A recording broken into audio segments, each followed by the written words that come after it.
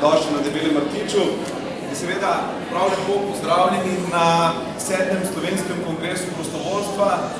In v naši družbi pozdravljam še posebej predsednico Slovenske filantropije, Anico Mikuš-Kos, lepo pozdravljeni.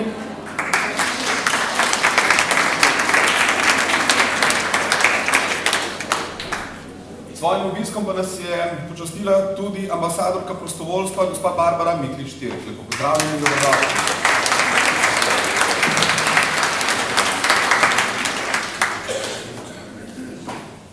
Na sosednji radijski postaji, eni osrednji v tem primorskem prostoru, podobni uri večkrat v mikrofon povem, da so na vrsti poročila in da vam želim predvsem veliko dobrih novic.